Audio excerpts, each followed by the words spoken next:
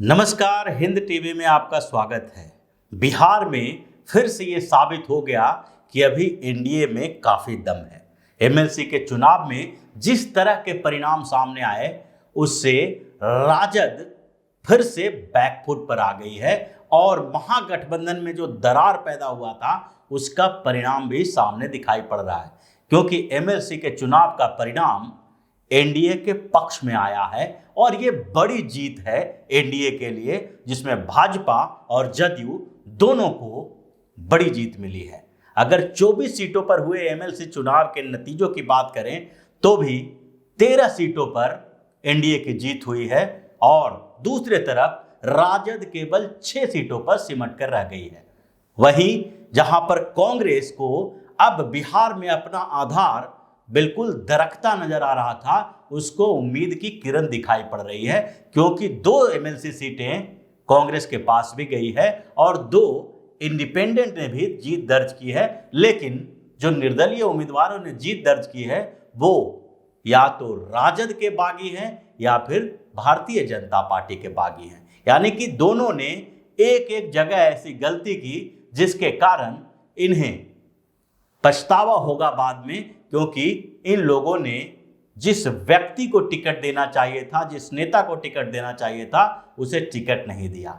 लेकिन इस चुनाव के परिणाम के बाद कई तरह के सवाल उठ रहे हैं और कई नेताओं के राजनीतिक भविष्य, पार्टियों के राजनीतिक भविष्य को लेकर चर्चा की जा सकती है। पूरे परिणाम को देखें तो सबसे पहले सवाल उठेगा चिराग पासवान के ऊपर, क्योंकि चिराग पासवान के लिए यह प्रतिष्ठा का विषय था। हालांकि चिराग पासवान की पार्टी एमएलसी के चुनाव मैदान में नहीं थी, लेकिन उनकी कोशिश थी कि वो अपने चचा पशुपतिनाथ पारस के उम्मीदवार को हराएं। हाजीपुर रामविलास पासवान के समय से ही एलजेपी का केंद्र रहा है, गढ़ रहा है।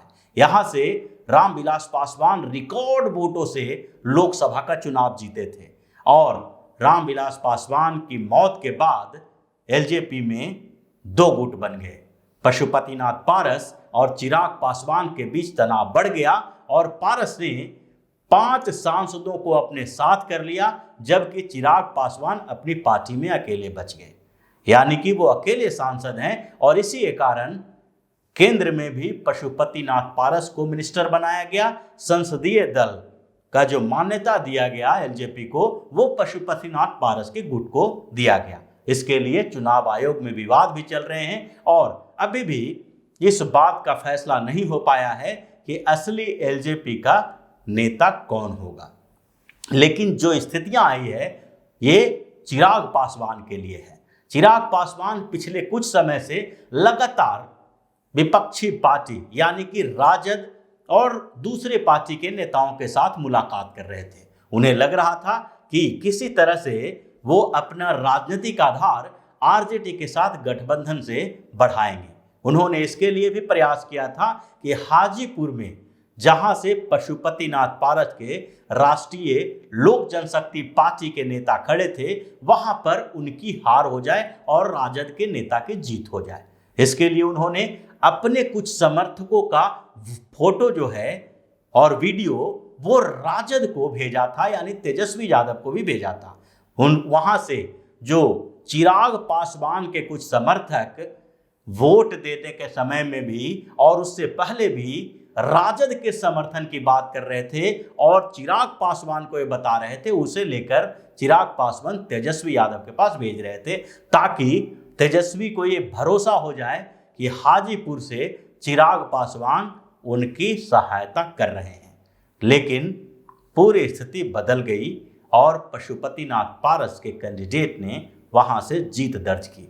एनडीए के उम्मीदवार के तौर पर उन्हें वहां से खड़ा किया गया था और ये जीत चिराग पासवान के लिए सबसे खतरनाक है, क्योंकि चिराग पासवान इस चुनाव में राजद का सपोर्ट कर रहे थे और दूसरी तरफ उन्होंने पप्पू यादव से भी मुलाकात की थी। यानी कि पूरी तरह से ऐसा लग रहा था कि चिराग पासवान किसी तरह से विपक्षी पार्टी के बीच अपनी अहमियत साबित करना चाहते हैं और इस चुनाव के समय भी उन्होंने पशुपतिनाथ पारस के ऊपर हमला किया था। इस बात के लिए भी आरोप लगाए थे कि दिल्ली में जब भारतीय जनता पार्टी की सरकार उनके पिता के उस बंगले को हटा रहा है, उनकी फोटो को बाहर कर रहा है, उनका एक तरह से अपमान कर रहा है, तो ऐसे समय में पशुपतिनाथ पारस चुप बैठे देखे हैं। यानी कि रामविलास पासवान की राजनीतिक विरासत के कारण जो मंत्री बने हैं वो अपने भाई का अपमान करवाने वाले के साथ खड़े हैं, और इसलिए इनको रामविलास पासवान का उत्तराधिकारी के तौर पर नहीं देखा जाना चाहिए और उनके समर्थकों को पशुपतिनाथ पारस का विरोध करना चाहिए। लेकिन बाजी पलट गई और अब चिराग पासवान के लिए यह मुश्किल हो गया है कि विपक्षी पार्टियों के गठबंधन में यानी महागठबंधन में उन्हें कोई बड़ी भूमिका मिल सके। हालांकि गठबंधन में साथ देने के लिए बुला लेना एक अलग बात है, लेकिन सम्मानजनक जगह देना दूसरी बात है, क्योंकि अगर आरजेडी कांग्रेस के गठबंधन में वो आएंगे तो उनके लिए एक जगह दी जाएगी और उनको सीटों पे नेगोशिएशन करने का आधार नहीं रहेगा, क्योंकि इस चुनाव में उनकी औकात का पता चल गया है। दूसरी तरफ कांग्रेस की बात की जाए तो कांग्रेस ने इस चुनाव में एक बड़ा फैसला लिया। अगर महागठबंधन के तौर पर देखा जाए तो बिहार में आरजेडी और कांग्रेस दोनों एक साथ विधानसभा में भी लोकसभा में भी चुनाव लड़े, लेकिन जब एमएलसी के चुनाव की बात आई तो आरजेडी ने कांग्रेस को दरकिनार करना शुरू किया। कांग्रेस को 1-2 सीटें देने की बात की जा रही थी, इसके कारण महागठबंधन बन नहीं पाया और आरजेडी 24 में से 23 सीटों पर चुनाव लड़ रही थी। आरजेडी के साथ उन्होंने सीपीआई को जोड़ा था और सीपीआई को 1 सीट दी थी। इसके कारण आरजेडी और सीपीआई के बीच का गठबंधन कांग्रेस से अलग था और कांग्रेस ने 24 सीटों में से सिर्फ 16 उम्मीदवार उतारे, कहीं कुछ समर्थन भी दिया कुछ दूसरे उम्मीदवारों को, लेकिन महागठबंधन के हिस्से के तौर पर उन्होंने चुनाव लड़ना स्वीकार नहीं किया। लेकिन इतने स्थितियों के बावजूद कांग्रेस ने अच्छा प्रदर्शन किया। 2 सीटों पर कांग्रेस की जीत हुई और ये वहां पर जो पिछले विधानसभा चुनाव में उसे सीटें दी गई थी और कांग्रेस के बारे में बार बार बोला जा रहा था कि बिहार में अगर राजद ने कांग्रेस के बदले सीपीआई, सीपीएम या सीपीआई-एमएल को ज्यादा सीटें दी होती तो महागठबंधन की सीटें बढ़ जाती। वो अब झूठ होता दिखाई पड़ रहा है, क्योंकि कांग्रेस अपनी स्थिति धीरे धीरे बिहार में मजबूत कर रही है और अगर उसने आगे भी राजद का साथ छोड़कर अकेले चुनाव लड़ने की ताकत दिखाई तो कांग्रेस की स्थिति सुधर सकती है। और दूसरी तरफ राजद की जहां तक बात है तो वो किसी तरह से 6 सीट जीतने में कामयाब हुई है और इसमें भी सबसे बड़ी बात तो यही है कि राजद जो अपने महत्वपूर्ण क्षेत्र हैं वहां से चुनाव हार रही है। यानी कि गोपालगंज से भी राजद जीत नहीं पाई, जबकि लालू यादव उसी क्षेत्र से आते हैं और तेजस्वी यादव को इन क्षेत्रों में जीत का भरोसा था।